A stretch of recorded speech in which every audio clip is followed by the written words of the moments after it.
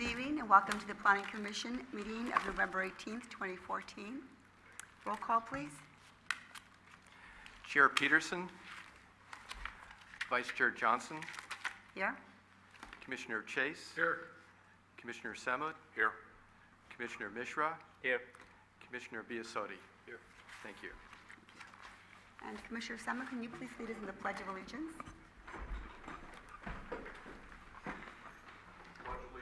To the flag of the United States of America and to the republic for which it stands, one nation, under God, indivisible, with liberty and justice for all.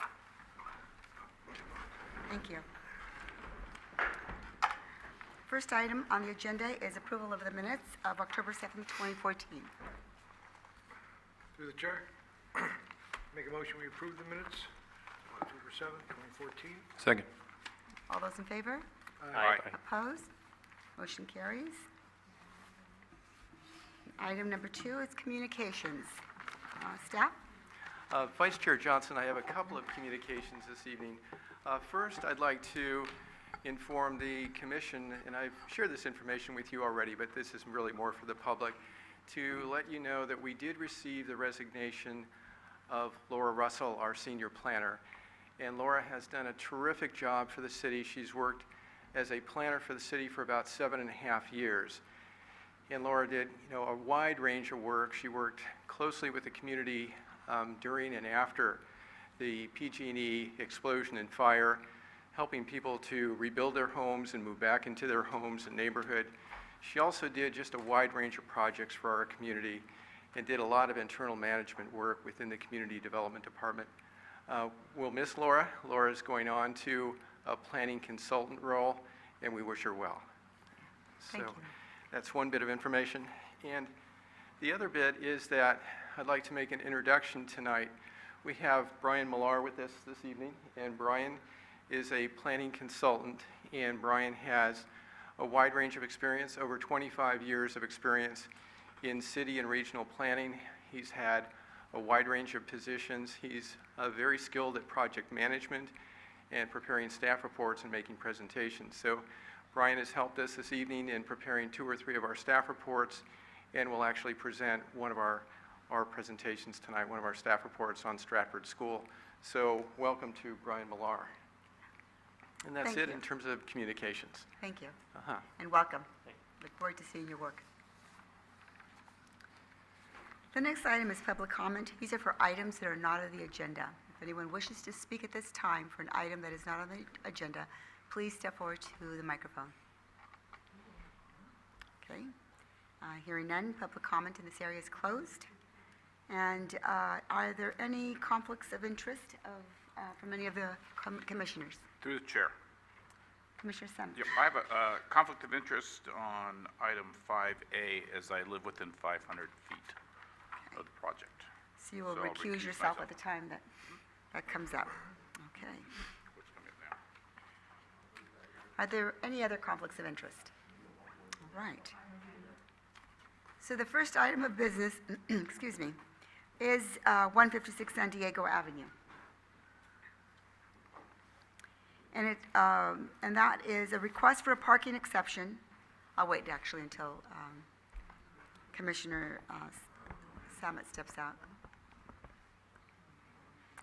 It's a request for a parking exception to allow a tandem carport per sections 12-100, 120A, and 12-200, 080C of the San Bruno Municipal Code. The applicant is Alvin Ma, and staff report, please. Thank you and good evening. As indicated, the applicant has applied for a parking exception to construct a tandem carport. The site is located on the south side of San Diego Avenue between El Camino Real and San Anselmo Avenue. Lot size is 5,150 square feet, and the lot is currently developed with a single-family dwelling which contains an excess housekeeping unit. The excess housekeeping unit was approved in 2005 and contains 2 bedrooms, 1 bathroom, a living room, and a kitchen. The existing single-family dwelling contains 2 bedrooms, 2 bathrooms, a kitchen, living room, and a den. The applicant is proposing to modify the existing single-family dwelling by converting the existing garage into living space. That living space would be converted into a master suite containing 1 bedroom and 1 bathroom. A 347 square foot addition is also proposed to the rear of the existing garage. That addition would contain a family room and a stairwell connecting the first floor living area with the existing second floor living area. It's important to note that the excess housekeeping unit will not be enlarged as a result of this project. The applicant is strictly proposing a 2-car tandem garage in order to meet the covered off-street parking requirement. A parking exception is required due to the proposed tandem configuration, and that's essentially the entitlement before the Planning Commission tonight, the tandem configuration. The proposal meets all other development standards, including setbacks, height, lot coverage, and floor area ratio requirements. Staff supports the parking exception request as 2 full-size covered parking spaces are proposed. Additionally, 1 additional space would be proposed within the driveway. As a result, the applicant will have the ability to park 3 automobiles on site, 2 within the carport area and 1 within the driveway area. Staff sees this as an improvement over the existing conditions, which includes 1 large garage space with a substandard driveway space. As proposed, or the current configuration would only allow for a car to park in the driveway, however, or a car would be able to park in the existing garage and the driveway. However, the driveway space is only about 15 feet from back edge of sidewalk to face of garage. Therefore, a car would stick into the, or encroach into the public right-of-way. As far as public comments are concerned, staff sent the required 300-foot legal notice and did not receive any comments. I would like to point your attention to condition of approval number 9. Staff is recommending revised language for this condition. The condition currently reads, prior to final inspection, the site shall be landscaped according to the plans approved by the Planning Commission on November 18th, 2014. Staff proposes to modify that condition with the following language. At the time of building permit submittal, the applicant shall submit a complete landscaping plan for the entire site. The driveway pad shall be removed and replaced with existing landscaping, and no more than 60% of the front setback area shall consist of impervious surfaces. Prior to final inspection, the site shall be landscaped according to the approved landscaping plan. And that would be the end of the revised condition. Essentially, staff recommends that that driveway pad be removed and replaced with landscaping. Overall, staff supports the project, and we would recommend that the Planning Commission approve the parking exception request, subject to the conditions of approval in the staff report, along with the modification to condition of approval number 9. Thank you, and I'd be happy to answer any questions you have. Thank you for your report. Are there any questions for staff? Yeah, through the chair. So Commissioner Matt, has Schultz? the applicant been made aware of those particular changes that you just brought up? Yes, staff informed the applicant about the revised condition language, and they are okay with the revised condition language. Thank you. Through the chair. Matt, which section of the driveway is going to be removed? One more time. The existing driveway section, so if you In look front of the existing in garage front door? of the existing garage, correct? Okay, thank you. Yes. Any other questions? Thank you for your report. Thank you. I'd like to open public comment for anyone, oh, excuse me. Is the applicant, can please step forward and present your project? State your name and your street name. Hi, my name is Alvin Ma. I'm the designer for the project at 156 San Diego Avenue. Okay, thank you. Can you give us any insights to your project? Yeah, the owner is moving back to the Bay Area in the coming 1 or 2 years and planning for have his retirement, and therefore we are doing this addition to the existing single-family dwelling to allow for more area for him to move back to live with his family, and we are trying very hard to have a design that meet with all zoning requirements, and however, we just have to do tandem carport to fulfill the parking requirement. And yeah, we're here tonight to hope for the approval of the tandem carports. Thank you for your report. Do any of the commissioners have questions for the applicant? Thank you. Okay, you may have a seat. I'll open the public comment, and is there anyone from the public who wishes to speak on this matter? Okay. Hearing none, public comment is closed on this project, and bring it back to Planning Commission discussion. Hearing none, is there a motion? Actually, Mary, I think, through the chair. Yes. Matt, would it be inappropriate to ask that they remove the curb cut as well as the pad? The applicant is proposing to remove the curb cut as well. Okay. So it's within the plans. Very good, thank you. Yeah, through the chair. I'm Chase. sorry. There was one question, and I'm trying to locate it here on the report, which stated that the garage is going to be made into a bedroom or something like that? Is that what I was to understand? Correct, the existing garage will be converted into living area, and that's why they're proposing a tandem carport to meet the municipal code parking requirements. Okay, isn't that a bit unusual? I mean, I can't recall having a garage being legally transformed into a living space in recent memory. As long as you replace the required covered parking, staff would be in support of that. In this case, they are replacing the existing garage with a two-car carport in a tandem configuration, which triggers the parking exception request.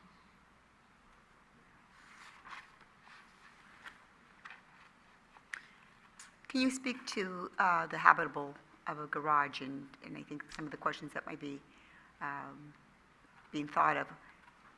You know, just that it conforms to all of the, So if this project is approved, the applicant will be required to submit plans to the building division, and at that time, the conversion of the existing garage into living space will be reviewed by our building plan checker, and will confirm that the conversion meets all aspects of the California Building Code. thank you. I wanted to be sure that people understood that it wasn't just going to be, you know, put up a bedroom in that space before it became a project to the Planning Commission. Understood. Did that answer your questions, Commissioner Chase? That certainly helps to answer. I'm still a little bit Are there any other kind of comments? uncomfortable with the whole fact, you know, of it being changed into a bedroom, but I understand it. Thank you. Any other questions? Okay, we'll close the commission discussion and bring it back to a vote. To the chair, Commissioner Mishra? I would like to recommend that the Planning Commission approve PE 14-004 based on findings of fact 1 through 2 and conditions of approval 1 through 25 with the modifications stated by Matt. All those in favor? Second. I'm sorry, second. Okay, it's been second. All those in favor? Opposed? Right here. Opposed. One opposed. Any abstentions? Okay, motion carries. 10 days. And also, please note that there was a 10-day appeal, a 10-day that you're not able to do any action on this project. Thank you. Okay, the next item of business, and if someone can call back Commissioner Summit.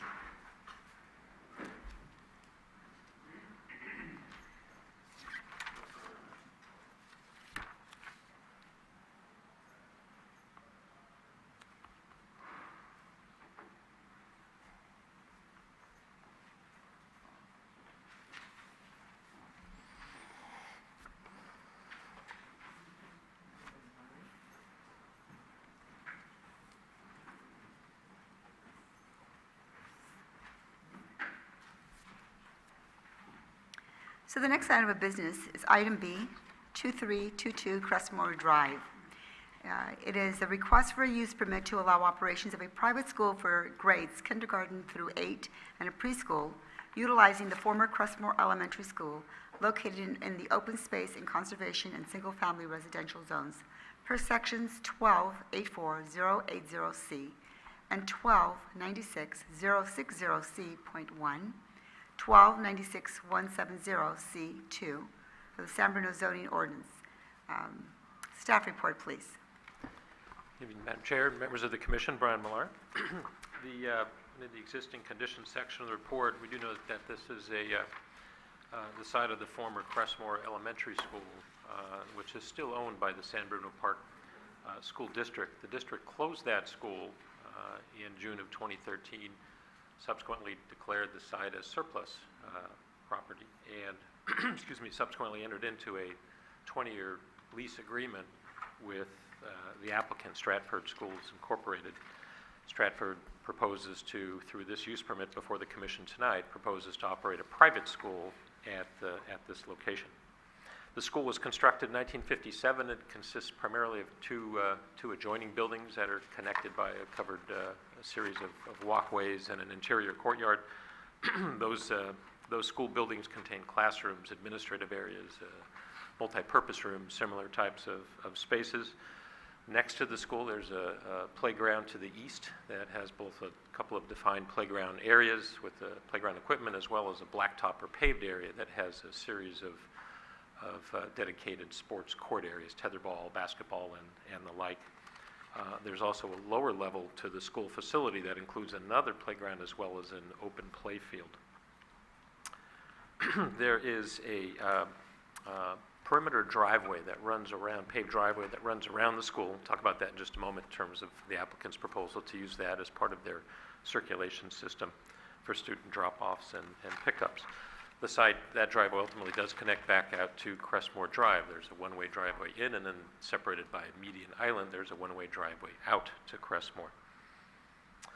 Around the site runs about a 4 to 5 foot high cyclone fence, with one exception, and that is there are 8 or 9 adjoining residences on Crestmore Drive that overlook the school site. The rear yard of those properties have 6 foot solid board fences to them. The applicant operates 18 private schools throughout the Bay Area. There are about 5,000 students that they have as part of their enrollment, and as part of those schools, they run preschool up through grade 8. They're proposing to do the same thing with this location. There would be a preschool as well as an operation of grades K through 8, although the applicant notes that more than likely they anticipate that they will stop when you hit grade 5, that they may not need the upper grades, although they want to retain that option if need be based on enrollment. There would be, regardless of what grades are operated, there would be a maximum enrollment of 250 students at this site under the terms of this use permit, and that in turn reflects the historic levels of use of the school in terms of enrollment over about the last 25 years before the school closed. Applicant also notes that they may at a future date seek to come back to the city and amend the terms of this use permit, assuming it's approved tonight, if they would want to add additional students or somehow expand the school grounds in some fashion with modulars or other types of classrooms. That's not before the commission tonight, though. The school would utilize 14 classrooms. Half of those would be for preschool students. There would also be a couple of kindergarten classrooms, and the rest would be dedicated for the grades, 1 through 5, or whatever that upper grade level turns out to be. Teacher ratios would range anywhere from 12 to 1 for preschool up to as high as 22 to 1 for the elementary grades. The applicant projects that most of the students, at least initially, would come from a fairly broad radius, perhaps 6 miles or so. So in other words, students from outside of San Bruno. Over time, as the school establishes itself, the understanding and thought is that radius would shrink down to about 3 miles, so more and more of the students would end up being from San Bruno that would attend the school.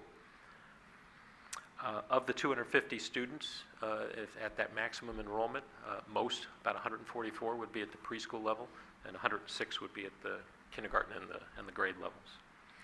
The school would operate Monday through Friday, weekdays, and that school year would run from September through June. Applicant proposes a summer school session as well.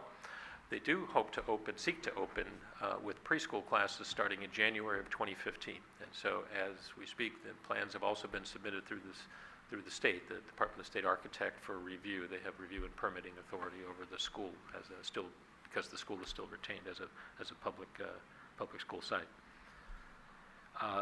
By September 2015, they would anticipate opening kindergarten, and then they think they would add about 20% per year to enrollment. So it would take about 4, perhaps 5 years to reach that 250 student peak. It wouldn't occur all at once.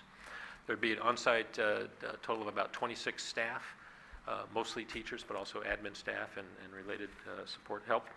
There also would be an outside security service that would be contracted, and there would be an on-site security guard at all times on the property when the school is in operation. The applicants proposed a staggered series of arrival and departure times, and you can see that on page 4 of the staff report. Anywhere from 15 minutes, in some cases 30-minute periods or longer, depending on which grades might be arriving. The intent behind that is to offset any peak periods in terms of vehicles coming to the site and having to leave the site. There would also be a proposed extended care program. Students could arrive as soon as 7 a.m. They could stay as late as 6 p.m. on weekdays. There's also a series of special events that the applicant would propose or identify, parent nights, open houses, and so forth. And there is a condition of approval that's recommended to help identify the parameters around that. The Park District, also under the terms of their lease, would retain the right to hold quarterly school board meetings on a weeknight at the school itself. Likewise, there would be, in recognition of the historic public use of this property by the neighbors, the grounds would be available once the school stops operations at the end of the day, about 4 p.m., and then it likewise would be available to the public on weekends. There, in terms of parking circulation, there's 37 striped spaces on site. This more than meets the requirement of code, which would call for 29 spaces. I mentioned at the onset here that there's a loop driveway system that's proposed. It would run counterclockwise around the site. Students would come in, work their way. This is for kindergarten through 8th grade or 5th or 8th grade. Would work their way around the building, and then they would be dropped off at the south side of the building, the far side of the building. And then there's a fairly detailed explanation that the applicants provided that's listed as attachment or Exhibit D to your staff report, wherein a series of staff and other helpers at the school would escort students from vehicles into the school building, and then more or less a reverse process is used at the end of the day when students depart. The preschoolers, a little bit different situation. They still would arrive to the site, presumably mostly by vehicle here, and there is a requirement that preschoolers be signed in as well as signed out from the site by either parent or a guardian. So this would require that they park a vehicle on site, probably for just a matter of a few minutes, but nonetheless would need a space to park in order to have that activity occur.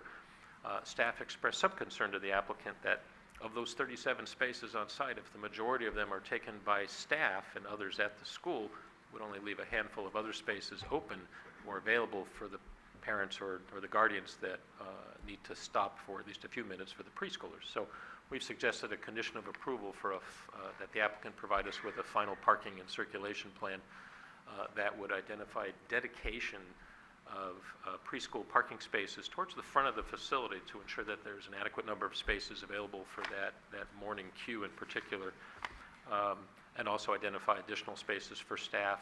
There's plenty of space on the property, either around the perimeter of the building or out on the blacktop area, but we would like to see a copy of that plan just to have a higher sense of comfort in terms of how that would work. For the building site, there's no expansion of the building proposed. This would fully utilize the existing building that is there, so no expansion of square footage in any fashion. There would be some minor exterior modifications, painting of the exterior, changing out of certain windows and the like, upgrades to fencing, some upgrades to the playground equipment, and then restriping of the parking lot are among the key items that would happen there. And then on the interior of the building, the primary upgrade or modification would be the installation of restrooms and some low interior walls for the preschool classrooms. There's some other upgrades as well, changing of flooring, repainting of cabinets, repairing of flooring surfaces, things of that nature, putting in some high or energy efficient furnaces and the like.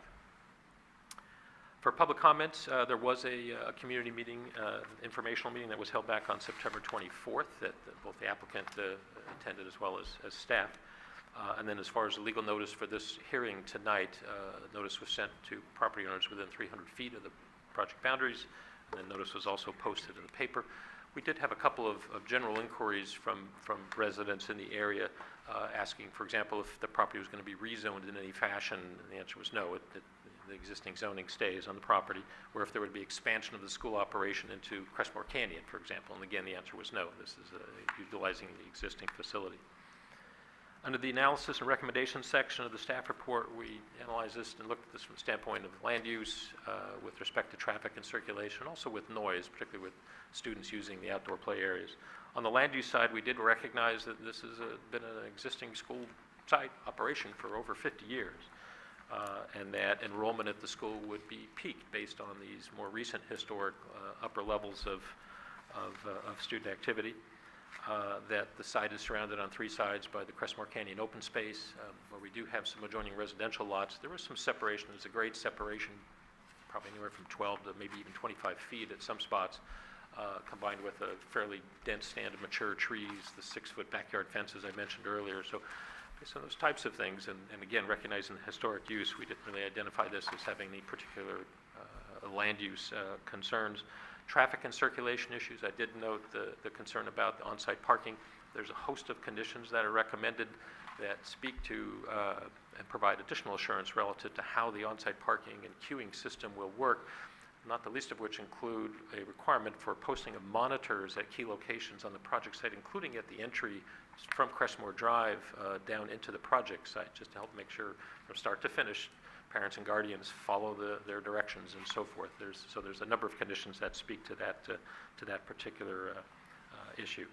And then with respect to outdoor activities, again, the historic use of the site and the playground area for decades by students. In this case, the applicant would have there would be outside activities, students arriving in the morning, recess times, lunch periods, and then there would be some physical education periods as well that would occur out of that on that site. Conditions of approval would regulate the days and hours of operation at the school. A condition also would require that a monitor be present anytime there's students outside to help keep noise under control. We also added a condition that prohibits the use of bells or buzzers or loudspeakers outside, although there would be an alarm system that, if needed, legally would have to be in place. So with that, we felt that the issue of noise was certainly adequately regulated and recognized through the conditions. Page 7 of the staff report identifies the required findings that the commission would need to make in order to approve a use permit relative to finding that the project would not be detrimental to health, safety, comfort, general welfare, and so forth to property and people in the area, and also as to whether or not the project is consistent with the general plan, and we felt we could make positive findings, and that's contained in the staff report. And so based on that, there are, with 5 findings of fact, staff is recommending that the Planning Commission approve this use permit subject to conditions of approval numbers 1 through 21. I would note a couple of minor changes, if I could, on conditions 9 and 10, on page 9 of your staff report. Condition number 9, the applicant, in the first sentence in particular, this says that the parents and guardians that dropping off and picking up students at the school must park or queue their vehicles on the project site.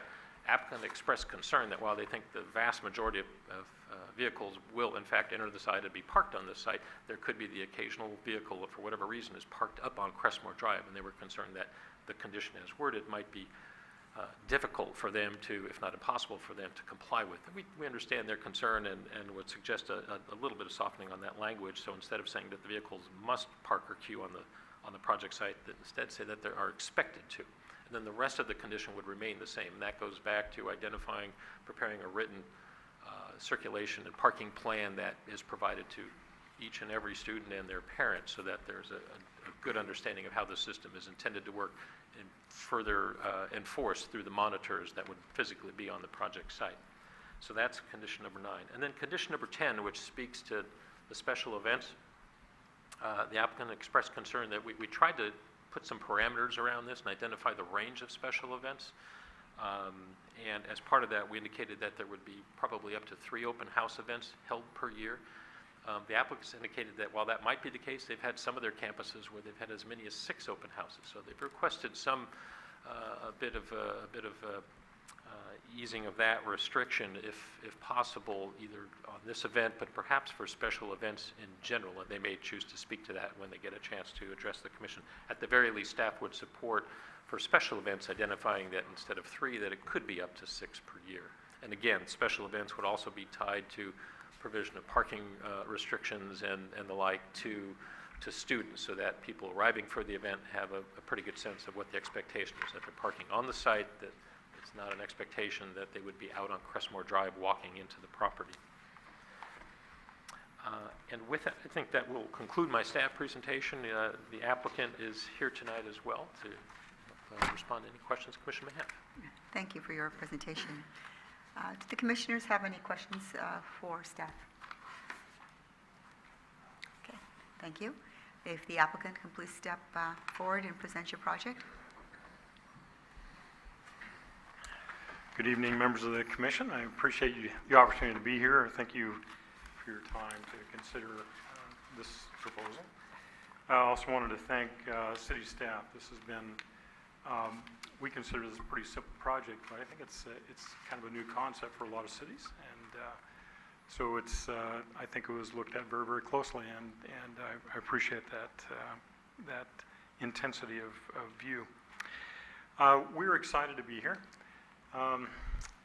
We've wanted a school somewhere in this area for quite some time, and this is just a beautiful location. Just give you a little bit of explanation. Stratford School is an independent private school. We serve several communities in the Bay Area and are pretty well recognized for our strong academics. But we also incorporate what is called STEAM. You've probably heard of STEM, which is science, technology, engineering, and math. We added one more letter to that, which is A for arts. We're very deep into the arts. Even in preschool, it's amazing what the children know. We have a composer of the month, for example, or a artist of the month, and it's amazing how quickly they learn. They run circles around me. It's amazing. But not only to make them successful in their career, but also to help them be successful and polished in all aspects of life. So it's worked well for us. It's a formula we use wherever we are, and quite pleased to be able to share it with kids in San Bruno. As Brian mentioned, this is the site of the former Crestmore Elementary School, owned by the San Bruno Park School District. We have entered into a long-term lease agreement with them. Look forward to being part of the community and keeping this property as a school as it was originally intended. We do plan to start with the preschool and pre-kindergarten in January. I don't expect too many students. We're estimating maybe 30, but opening to early elementary students in the fall. We love how the setting of this school up on top of the hill, but still tucked away behind residences, right next to Crestmore Canyon. It's a beautiful setting, as I'm sure you've been there many times. We had a neighborhood meeting, as Brian mentioned, on September 24th. Many of our neighbors showed up that evening, and we were very warmly welcomed, and it just felt comfortable. And many of these same folks here tonight, I appreciate them coming without being asked. To the district's credit, the property is in very good shape and had some modernization done in about the year 2000. So most of the things that we plan on doing are cosmetic in nature. We've already painted the exterior. As you can see, that'll be the color of the building. We're doing some minor modifications inside. And on the exterior, we may add some additional play equipment. We'll clean up the landscaping, seal and stripe both the playgrounds and the parking lot and the driveway. And I think it'll look almost new. As new as a 50-year-old building can be. The one item of interest that always comes up when we open a school is traffic, and specifically how that school's traffic will affect our neighbors. We take this responsibility very seriously, and we've spent a lot of years doing the same thing, coming up with procedures and policies, implement the rules that not only protect our students, but also get the cars off the street and circulate them on our campus. And we've come up with ways, and Brian mentioned a little bit about that. Our plan is to keep any backing or queuing off of Crestmore Avenue.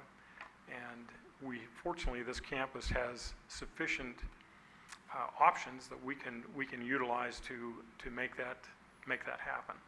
And it may take us a couple weeks as we get started, but I think you'll see it smooth out and run very well, including staggering time slots and staggering programs and those types of things. So I think it'll be a pretty seamless transition.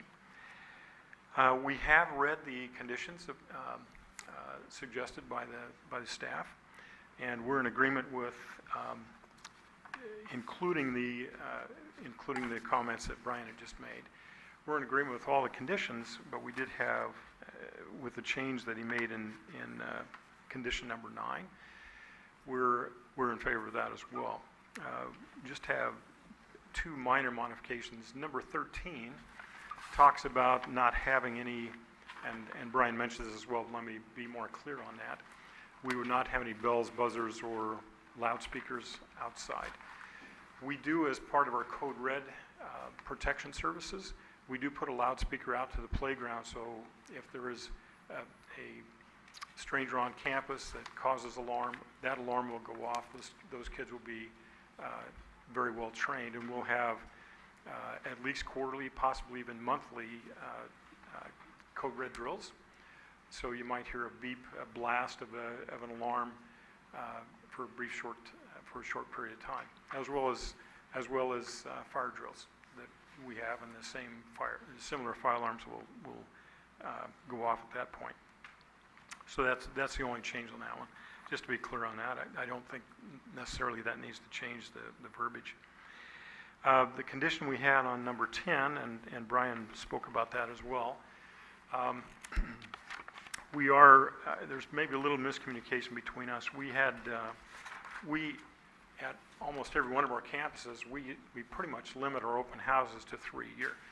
But as a new campus starts up, we often have more. And these are always happen on Saturday, typically between 10 and 1 o'clock. They're usually sparsely attended. We might have 20 people show up for those open houses. But we didn't want to restrict ourselves from being successful on this campus, so wanted to broaden that just a little bit, and Brian mentioned up to 6, and we'd be comfortable with that. The other thing that I didn't want to restrict ourselves to is on the curriculum side. Because our curriculum is always changing, we hope getting better. There may be events and programs that come along that we haven't thought of yet. So I didn't want to restrict that. It wouldn't be a huge number, I can guarantee, because come 6 o'clock, our teachers are gone. Nobody's around. But to leave that option available so that we could have additional programs or evening gatherings if we needed to. But I can't imagine that would be very, very many. And if you wanted to place some type of restriction on that, I'm fine. I just didn't want to tie it down to just winter and spring programs and the open houses. With that, let me just say that we are having an open house this coming Saturday. And certainly invite the public to come between 10 and 1 o'clock. And you have a chance to meet our great team. So let me say thank you again, and we appreciate the opportunity to be here. We're excited to be here. It's a lovely community, and we're just happy for the opportunity. So thank you. I'll stand by ready for questions if you have any. Thank you for your report. Do any of the commissioners have questions for our applicant? Through the chair. Commissioner Vasati? Actually, this one's for Brian. Did you catch the verbiage he was looking for in the change in the condition as far as the event? Do we need to modify it, or are we okay with what we have? If that's the desire of the commission, we can provide additional language around that. Okay. And for the applicant, I'm just curious, this has got nothing to do with your project, but what's it cost to put a kid through school these days? What do your programs run? I mean, I understand Stratford is like a high-end type of program, so what typically would you be looking for students? Well, to be honest, we're kind of a mid-range school nowadays. We're significantly less in tuition than those schools to the south of us, Crystal Springs and down into cities along the bay. But roughly, we're mid-teens, 14, 15, depending on the program, for preschool through elementary school. Okay, cool. Thank you. Still affordable in some people's eyes. Yeah. I have a couple questions. Yes. You commented on, there's a section in the report that indicates on page 4. I'll give you a moment to get there. This is staff report or the project? This is the staff report, yes. Okay. And it talks about the lease, that it's open to the public, and prior to 8 a.m. and after 4 p.m. And you talked about having an extended program. So how will that work, having the public and also having a private program that is mandated by licensing to not have And Yeah. you do have a guard on staff. However, if it's open to the public, I'd like to hear more about how you would manage that. Certainly, and that's a very good question. We actually have the same or similar arrangement with several public schools that we lease. I think Brian mentioned we have 18 schools now, and probably 8 of those are former public schools. What happens in the morning is there is no outside play before school. So if someone is there prior to school, the kids simply come into the classroom and they're taken care of inside the classroom. In the afternoons, there is a time frame after which school ends, which may be 3 o'clock, 3:30, that the children can play outside in the playgrounds. But as the public starts moving in, all the children are moved into the inside. Or if in this particular case, there are actually several playground locations, the asphalt section up above on the east, and then the lower field down below. We anticipate that somehow we'll work that out without having a conflict with the public coming in. But our commitment is that if there are public on site, we will move the children into the classroom or the multi-purpose room and have other activities in there, which would include study hall, different clubs like karate, dance, those types of things that happen inside. Because in reality, if it looks at every single day at 4 o'clock, that's a huge amount of time between 4 and 6 Yes. for extended care. And so to plan something for outside and then having to move children in can create really some inconsistency in program and obstacles for you. And so, That's a good point, but a lot of the activities they plan anyway are study hall, other things that can happen inside. There also are several places inside our leased premises that, for example, the back driveway that could be used for outside activities as well, that don't require playground equipment. There are several options that we have, so it's a very valid question, but it's not something we're overly concerned by, because we use the same, very similar situation elsewhere. okay. And then you talked about having 144 students in preschool. What are the ages of those preschool children? They start 2 years, 9 months, and they have to be potty trained. And they're basically 3 years and 4 years, 3 and 4-year-olds. Age 5 is kindergarten, and then into elementary. So We then have no infant care. okay. And will you be offering a TK component? Yes, it's typically one classroom is offered. We don't really designate it in the reports because it falls somewhere between preschool and kindergarten. But typically, we would have one classroom. It might have, on average, other locations, we might have 8 or 9 children. It's not a huge component of our offering. So your children 2.9 through TK or preschool? Yes. Would that be under Department of Social Service, or would that be under? It is, yes. It's Department of Social Services, Child Care Licensing Department. Yeah. And so your TK would not be under that? No. That's, you're sharp on that, and most people don't get that distinction. But you're right, it does fall under the elementary rules for TK. And let's see. And then you spoke about staggered times for parking and looking, I've been at that school many times for a variety of events, for planning commission meetings, for school board meetings, excuse me, not planning commission, but school board meetings. Sure. And other types of meetings that are there. And parking is a challenge, so I certainly understand the concern of the neighbors. And it's not always possible to contain. When you have a large amount of attendees, it's hard to contain them into that little section. So I just really want to clarify and inform that I've been there enough times to know that it's not an easy thing to do. And although you have staggered times, and on your grid, it says 8:15 to 8:45, and then some afternoon times. But your families are coming between 7 and 6 p.m., and the majority of students that typically come when you have a full-day program are between 7:30 and 8:30, and then again between 4:30 and 5:30. And you have your early. Actually, between 3:30 and 4:30, so mostly. For your elementary. For the exit, yes, For that's right. elementary, but not for your preschool, and you've got a large amount of preschool there. Large amount of preschool, and yet most of those children do not stay for extended care. There may be a very small smattering of the preschool children, so it's a very small. The bigger group leaves by 3:30. They're pretty much gone. Mm-hmm. But so that 7 a.m. to 8:30 p.m. 7 a.m. to 8:30 a.m.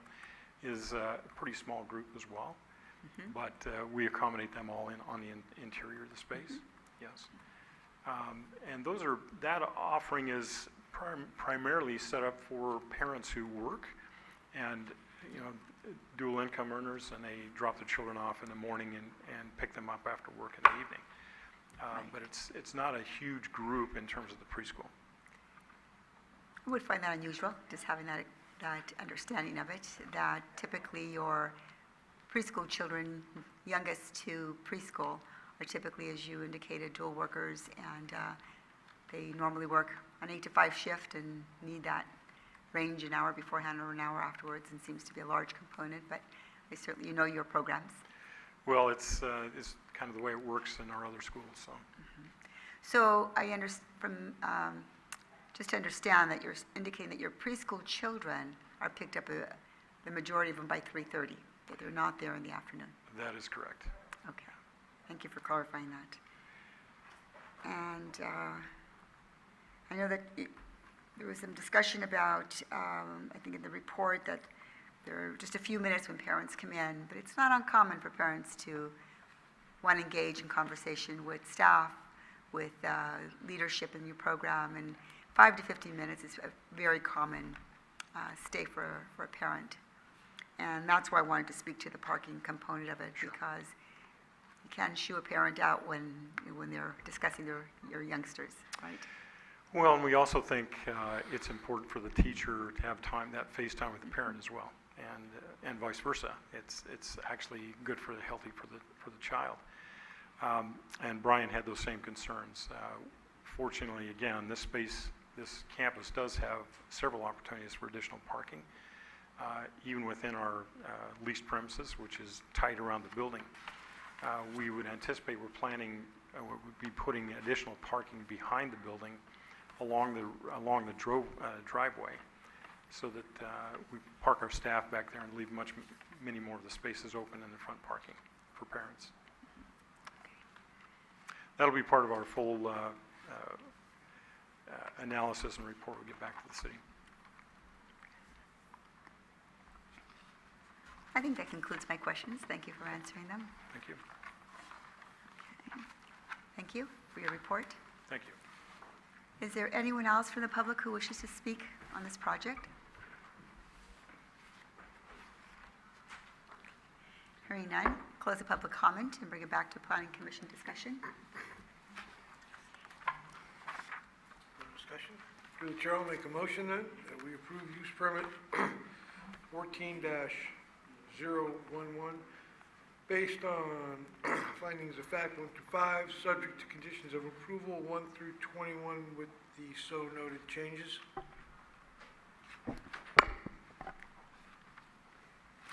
Is there a second? I'll second that. And through the chair, if I can, just if I might read into the record just what those changes are, so that it's clear to the applicant, Thank you, but also for us. And so, condition number 9, we were going to amend that first sentence, that instead of saying that vehicles must park or queue on the project site, that they'd be expected to. That would be the first change. And then condition number 10, we would identify that there could be up to 6 open houses held per year. And then if the commission was interested, we could also add an additional segment to that condition that says that up to, and we could identify a number, maybe it's 3 additional evening programs which may be held on weeknights, and we put in concluding not later than 8:30 p.m. So that would be in sync with the other special events. So there's a reasonable hour that things would draw to a close. Is that an interest of the commission? Through the chair, the last part, the first two sound perfectly fine, but I think the last part is already covered in section 10, in condition of approval 10, where it says notices of special events shall be provided in advance to the community development department. I mean, doesn't that basically cover just exactly what you laid out for the final? The intent of that sentence was that notice of those events listed above, the winter programs and so forth, and the open houses, that we would receive a copy of those events in advance. So it was speaking to that. But if the interest was to expand to some degree the ability for the applicant to have other evening events, we would suggest expanding that condition accordingly. And to clarify, I think the applicant indicated a desire to be able to have some additional evening programs. Right. And so Brian is trying to address that request with his proposed comments, his proposed language. But doesn't this sentence basically cover that, is my point? To me, it sounds like it's a separate sentence. Notices of the special events shall be provided in advance to the Community Development Department. I mean, that's pretty wide open. To me, it seems as if it would cover anything that may come up. Commissioner Chase, on that, we would recommend the language that Mr. Millar is suggesting because it's a little more precise. I think Brian indicated up to 3 and also gave a time frame. And I think having those parameters would be helpful. So I would recommend going with the language suggested by staff. Okay, through the chair in that regards, are any of the other schools in this area held to that type of what you're proposing right now, that particular type of language? And the reason I ask this is not to be a troublemaker or anything, but I'm just, as I'm reading it, it just seems as if this covers it. And I understand the clarity of what Brian's trying to bring forth, but I also think that, is it limiting what Stafford, or I hope I pronounce that school the right way, is going to be proposing? Is it limiting them versus someone, say, as, I don't know, well, St. Robert's across the street, for example, only because it comes to my mind. I mean, well, but then that's private, that's totally private. That's not related to the San Bruno School District, huh? Again, through the chair, what we're trying to do is to give the neighbors, the neighborhood, some understanding and expectation of what to expect as far as the operations of the school. So I think that by establishing some general parameters that I think Mr. Stringham has agreed to, that would provide the applicant what they're looking for and at the same time provide the neighborhood with some understanding of expectations of how many evening meetings and programs to expect in a calendar year. So I think it's reasonable to do this. My only concern is that it's limiting them to holding something that might be very important for the students and the school in general in the future. But if the applicants agree to it, hey, we might argue with it. Could be me. The public, it has been closed, sir, and I want to do something for clarification that is needed. Sure. Commissioner Bisatti?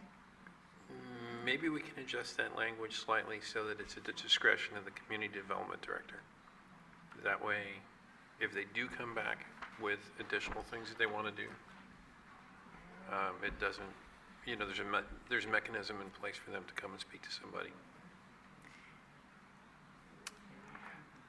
If they want to go beyond what's on the conditions.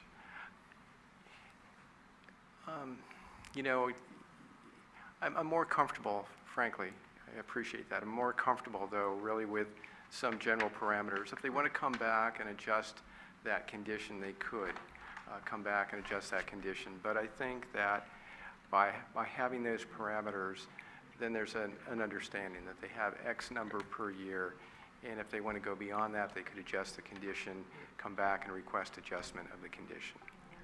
I prefer I do respect the direction of our planning director and Brian. There are events that do take place. There are evening events, there's weekly events, there are classes, there are a variety of very exciting things that could happen in a school. And so by having that opportunity to have some parameters allows the public, of the community, the neighbors, to have some parameters around that. There is also the opportunity for the applicant to come in and ask for a permit to do other ancillary events that you can get a permit to do. So there is that option to do that. And excuse me, through the chair again, I'm sorry, and also one other final minor change under number 13, which the applicant had raised. This is the condition that says there'll be no outside use of school buzzers, bells, or loudspeakers. We would simply suggest adding to the end of that, unless for emergency circumstances. Okay. So we're, To the chair? Commissioner Person Chase? who seconded my motion, then have to agree with the changes, or do I have to agree with them first, and then the commissioner who seconded them agree with that? How's that working? There have been some clarifications adding to the conditions. And does the motion maker and the second agree to those? I do. Yeah, I do.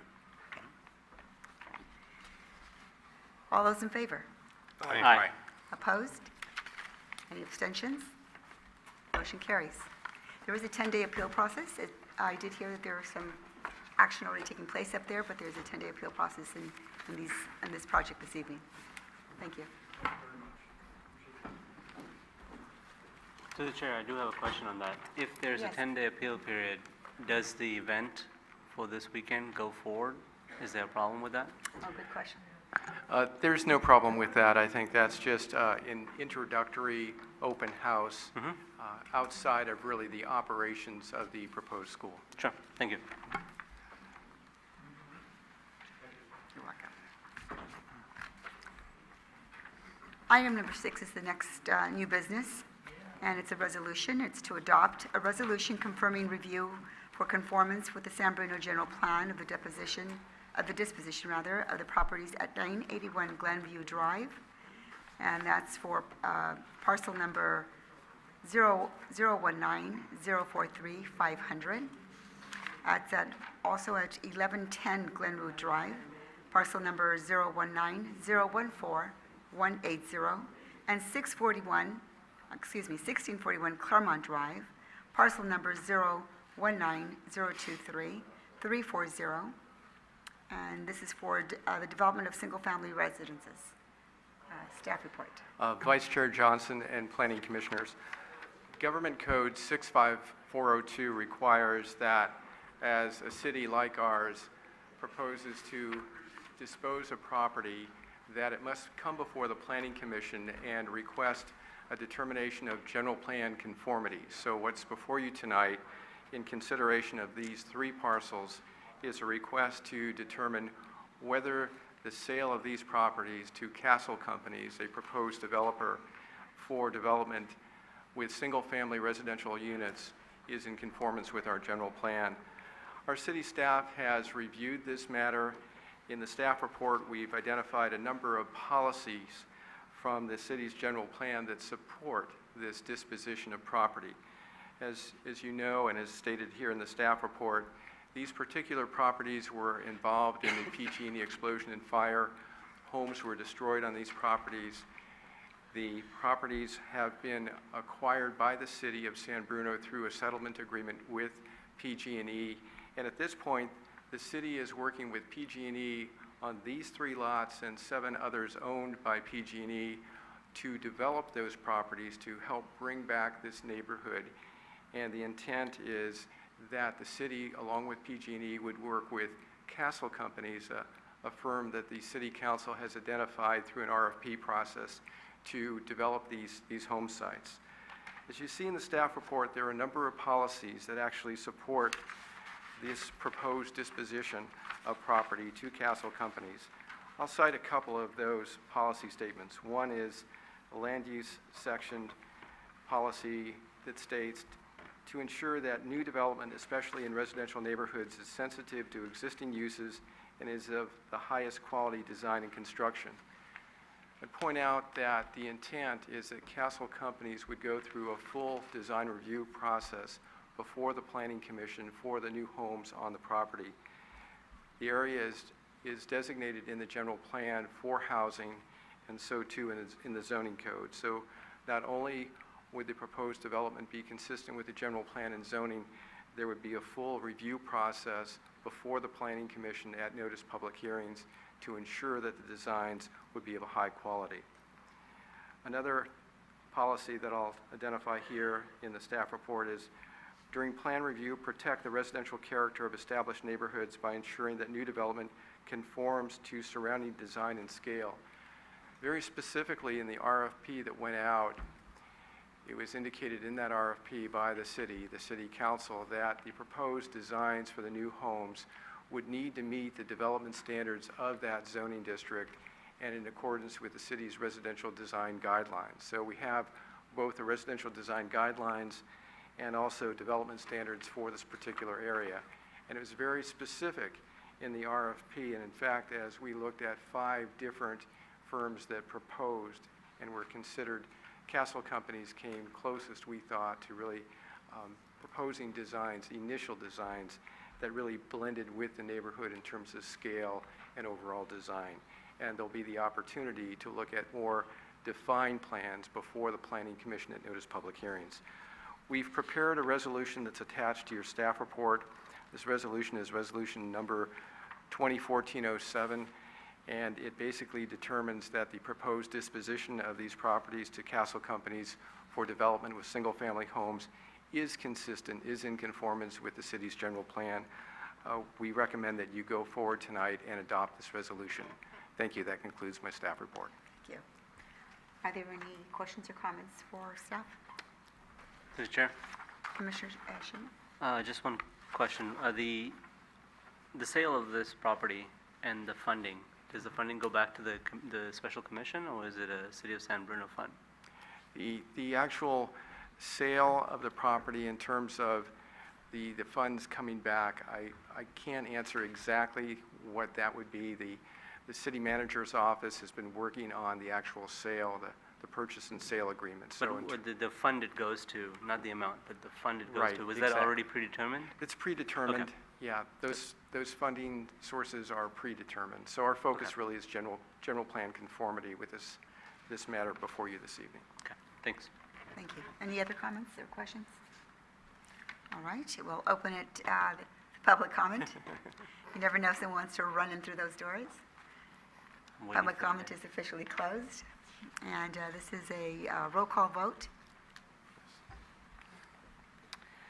Should we make an amendment, make a Yes, and recommendation? if there's a motion for an adoption, Um, to adopt the Through resolution. the chair, I'd like to make one second, let me get to it. I'd like to make a recommendation that we adopt resolution 2014-07. I won't read the entire resolution. Okay. Second. Vice Chair Johnson, Yes? Commissioner Samet, Yeah, aye. Commissioner Chase, Aye. Commissioner Biasotti, Aye.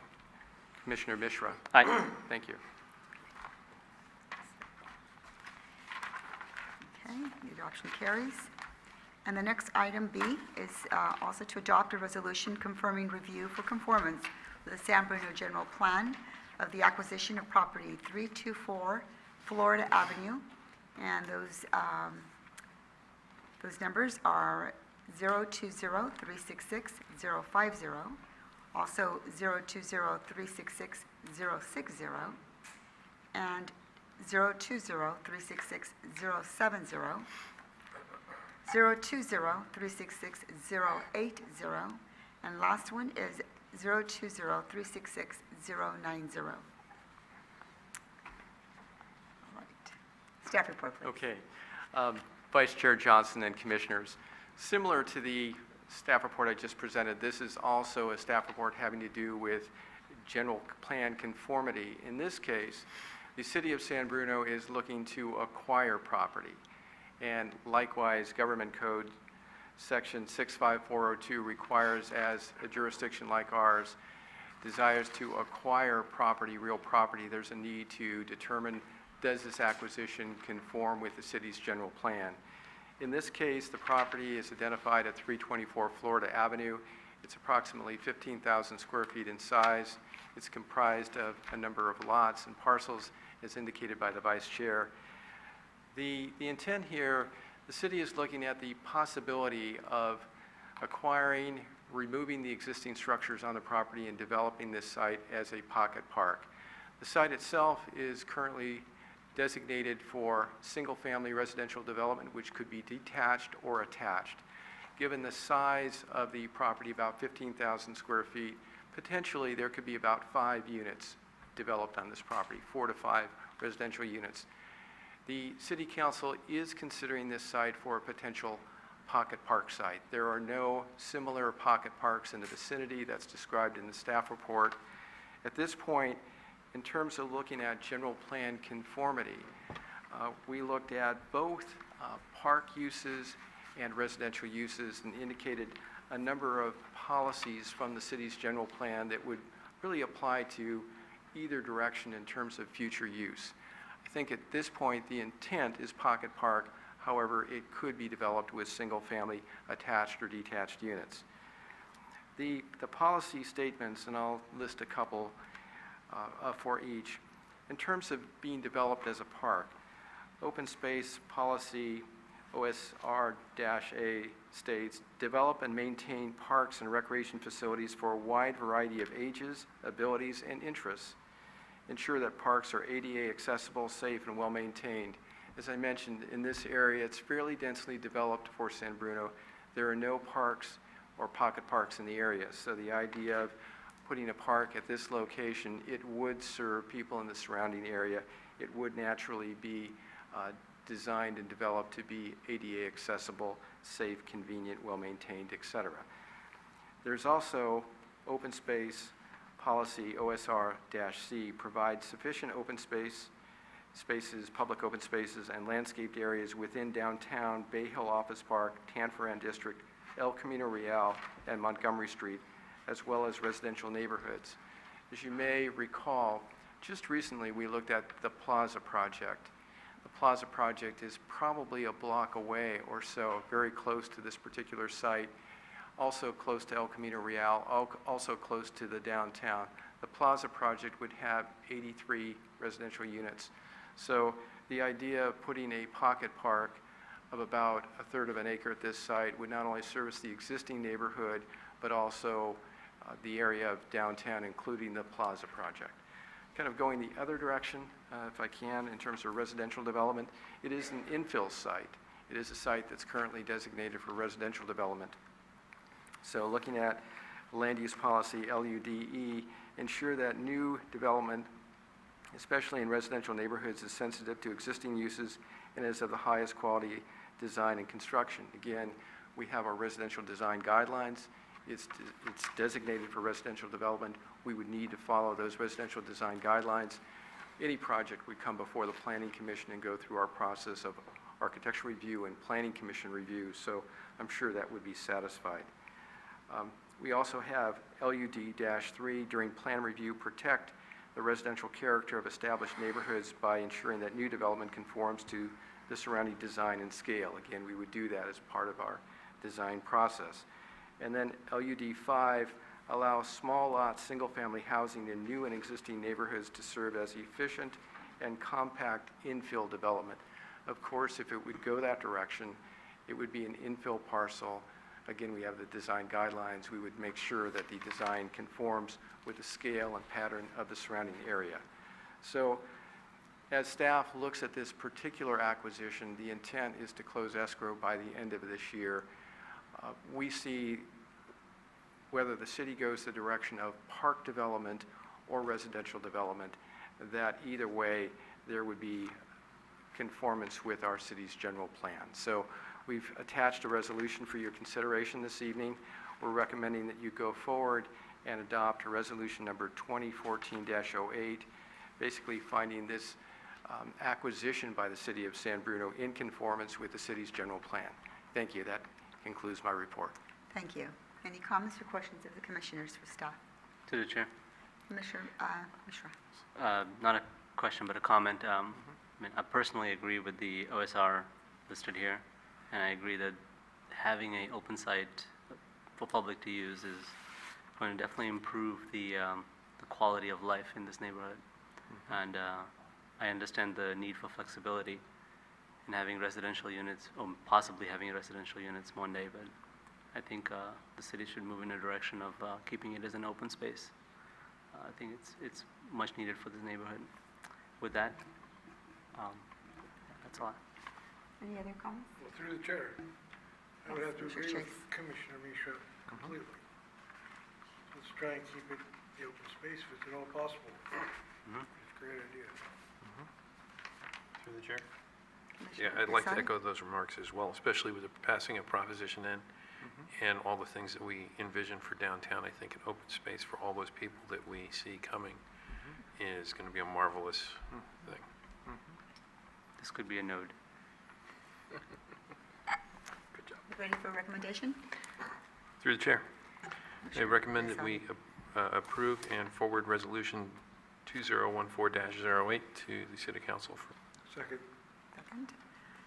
Roll call, please. Vice Chair Johnson, Aye. Commissioner Samut, Aye. Commissioner Chase? Aye. Commissioner Biasotti? Aye. Commissioner Mishra? Aye. Thank you. Thank you. All right, and the next item of business is item number 7 for city staff discussion. Well, at this point, we're really looking for volunteers for our next Architecture Review Committee meeting. So we'd appreciate 3 volunteers for that meeting, please. Okay, so Vice Chair Johnson, December the 11th, is that a Thursday? yes, it is. Okay. I'm available. Who else do we have? Commissioner Chase, did you raise your hand? Yeah, sure, I got volunteered, yeah. Yeah, and I think we can volunteer Perry for that one, too. Agree. Motion to volunteer Perry. So do we In have a second. Commissioner Biasotti, are you? I'm not available No, that not day, I'm available. sorry. So you are volunteering Chair Chair Peterson? Peterson, yes. Okay, great. Yep. I'll let him know.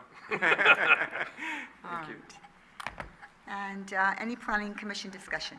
Yeah, through the chair. I just want to let you know that I won't be here for the December meeting. Okay, thank you.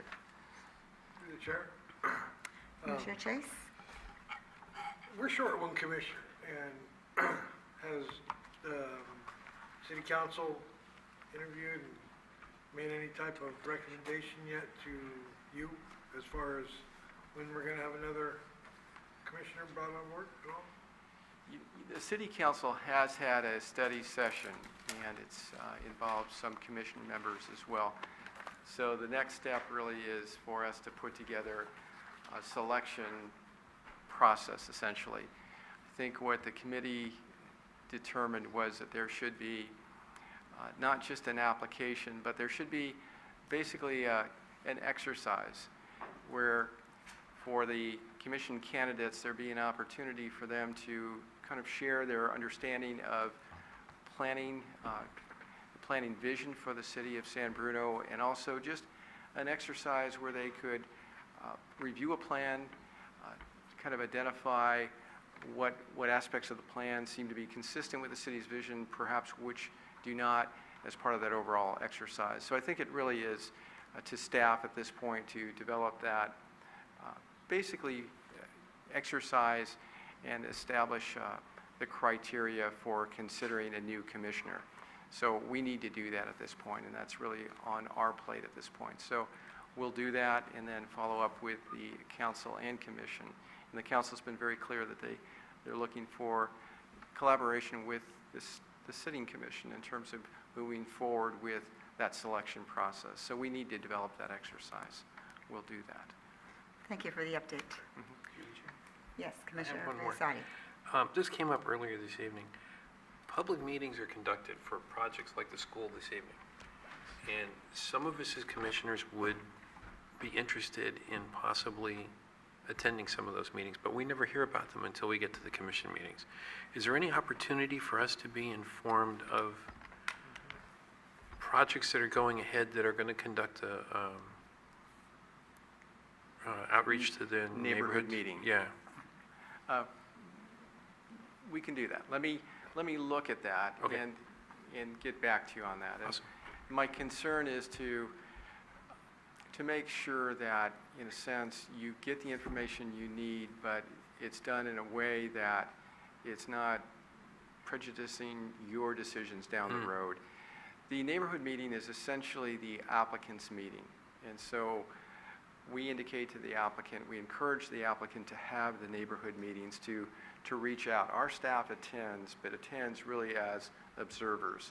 And it's really the applicant's meeting to reach out, to get early feedback from the neighbors, and to modify their projects accordingly. And it's not, we haven't used it as an opportunity for staff to interject, but to observe. And so we've looked at it more as the applicant's meeting and for them to get early feedback from the community or neighborhood. So Right. let me think about that, and I'll Okay. get back to you. My intention in that is to be able to sit and see what people are saying. See what the community feels Sure. about a project is my goal. I understand. Cool. I'll get Thank back you. to you on that.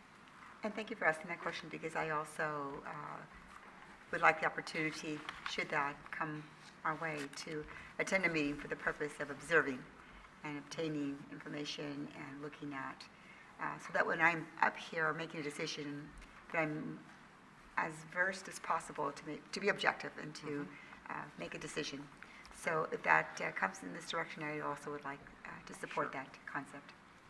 Sure, no problem. There's certainly public meetings. They're absolutely public meetings. And Yes. so the question really for me is to talk to our city attorney about Makes sense. the context that the commission would go to such a Absolutely. meeting. And that's what I would report back to you with, that kind of information. Through the Thank you chair. for that. Yes, Um, Commissioner Mishra. I'm going to take an opposing view. I don't think as a planning commissioner, I feel that if I attend that meeting, it does create a situation where the public may or may not say certain things that would influence my decision, but it also affects the decision we're making here. And also, if 3 of us show up, we may be in violation of the Brown Act. And so I feel a little hesitant to show up to those meetings. But it might not be a bad idea to have those high-profile projects recorded so that I can review it as part of my package that I get, just to see what the public had said. Well, let me do this. Let me check in with our city attorney and just, review your request with the city attorney, and then I'll give you a report Right. back. Okay? Thanks. Thank you. Thank you. Any other planning discussion? Hearing none, meeting adjourned. Thank you.